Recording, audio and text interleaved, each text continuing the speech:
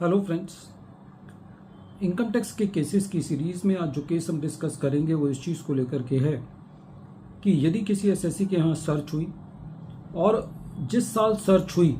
क्या उस सर्च से पहले वाले साल की assessment assessing officer section 143 subsection 3 के अंदर कंप्लीट कर सकता है 1 अप्रैल 2021 के बाद। ये इशू चंडीगढ़ ITAT की ए बेंच ने अपने एक केस जमुना दास निक्का मल Jain Saraf private limited versus deputy commissioner of income tax के केस में डिसाइड की। ये case 137 ITR tribunal page number 183 पर रिपोर्ट हुआ और इस केस का जजमेंट 4 नवंबर 2025 को आया। प्रेजेंट केस के अंदर एसएससी की असेसमेंट ईयर 22-23 के लिए सेक्शन 143 सबसेक्शन 3 के अंदर कंप्लीट की गई। एसएससी के यहां सर्च हुई थी और जब उस सर्च के बेसिस पर कुछ एसएससी की एडिशंस सेक्शन 143 सबसेक्शन 3 की असेसमेंट के अंदर की गई। जब ये मैटर CIT अपील के पास था तो एडिशंस कंटिन्यू रही, कंफर्म किया CIT अपील ने और एसएससी ने ट्रिब्यूनल के अंदर एक एडिशनल ग्राउंड लिया कि क्योंकि एसएससी के यहां सर्च हुई है तो इससे पहले वाले साल की असेसमेंट सेक्शन 143 सबसेक्शन 3 के जर्नल प्रोविजन में नहीं हो सकती। एसएससी की असेसमेंट करने के लिए एसएससी को सेक्शन 148 रेड विद सेक्शन 147 में जाना चाहिए था। सेक्शन 148 की एक्सप्लेनेशन 2 की क्लॉज 4 के तहत एसएससी को जो नोटिस इशू होना चाहिए था वो अप्रूवल के साथ होना चाहिए था और एसएससी की असेसमेंट सेक्शन 147 में सेक्शन 148B की अप्रूवल से स्पेशल प्रोविजंस के अंदर होनी चाहिए थी। जब ये मैटर ट्रिब्यूनल ने सुना तो ट्रिब्यूनल का ये कहना था कि जो सेक्शन 143 सबसेक्शन 2 है उसके तहत जो एसएससी की असेसमेंट की जाती है वो उन केसेस में की जाती है जहां पर एसएससी ने अपनी इनकम टैक्स की रिटर्न के अंदर अपनी इनकम को कम दिखाया होता है या टैक्स कम पे किया होता है। जब किसी एसएससी के यहाँ सेक्शन 132 के अंदर सर्च होती है 1 अप्रैल 2021 के बाद, तो उससे पहले वाले सालों की जो असेसमेंट है वो सेक्शन 147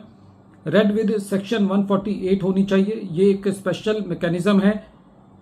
उन सालों की असेसमेंट करने का जो साल सर्च से पहले वाले साल हैं। ट्रिब्यूनल का यह कहना था कि हालांकि जो सेक्शन 148 के प्रोविजंस हैं 1 अप्रैल 2021 के बाद, उसके अंदर सेक्शन 153A के सिमिलर कोई नॉन ऑब्स्टेंटेटिव क्लॉज नहीं है, लेकिन यदि सेक्शन 148 की एक्सप्लेनेशन 2 को पढ़ें तो ट्रिब्यूनल के मुताबिक ये एक स्पेशल मैकेनिज्म है जो कि प्रायर अप्रूवल के साथ एसएससी के केस में कंप्लीट किया जाना चाहिए था। ट्रिब्यूनल का यह कहना था कि प्रेजेंट केस के अंदर एसएससी के ऊपर सेक्शन 143 सबसेक्शन 3 के जनरल प्रोविजंस एप्लीकेबल नहीं होते। ट्रिब्यूनल ने एक सिद्धांत जो कि जर्निला स्पेशल बस नॉन डेरोगेंट का है, जिसके तहत जो स्पेशल प्रोविजंस हैं वो जनरल प्रोविजंस को ओवर रूल करते हैं, उसका बेस लेते हुए ये कहा कि प्रेजेंट केस के अंदर असेसिंग ऑफिसर को सेक्शन 143 सबसेक्शन 3 की असेसमेंट को कंटिन्यू नहीं करना चाहिए था। सेक्शन 148 के अंदर असेसमेंट की जानी चाहिए थी, नोटिस अप्रूवल लेकर के इशू किया जाना चाहिए था और असेसमेंट भी सेक्शन 148B का अप्रूवल लेकर के कंप्लीट होनी चाहिए थी। ट्रिब्यूनल ने यह कहा कि यदि कोई असेसमेंट ऑलरेडी चल भी रही थी सेक्शन 143 सबसेक्शन 3 की, तो उसको कंटिन्यू नहीं किया जाना चाहिए था, वो सेक्शन 148 की प्रोसीडिंग्स में मर्ज होनी चाहिए थी। फ्रेंड्स, ये केस बहुत इंपॉर्टेंट है क्योंकि काफ़ी सारे केसेस में ऐसा हुआ है रेवेन्यू से जहां पर सर्च हुई है और उनसे पहले वाले जो साल हैं उनकी असेसमेंट सेक्शन 143 सबसेक्शन 3 के अंदर कंप्लीट कर दी गई है सर्च के बाद। तो ये वाला केस उन सब केसेस के लिए बहुत इंपॉर्टेंट है और कई केसेस में ऐसा भी हुआ है कि जिस एसएससी के यहाँ सर्च हुई है उसके लिए तो ये एप्लीकेबल है ही, लेकिन ये section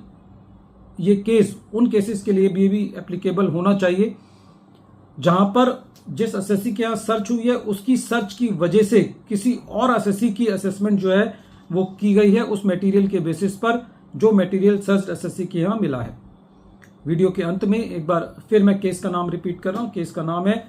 Jamuna Das Nikkamal Jain Saraf private limited versus deputy commissioner of income tax, और ये case 137 ITR tribunal page number 183 पर रिपोर्ट हुआ और इस केस का जजमेंट चंडीगढ़ आईटीएटी की ए बेंच ने 4 नवंबर 2025 को डिसाइड किया। Thank you friends.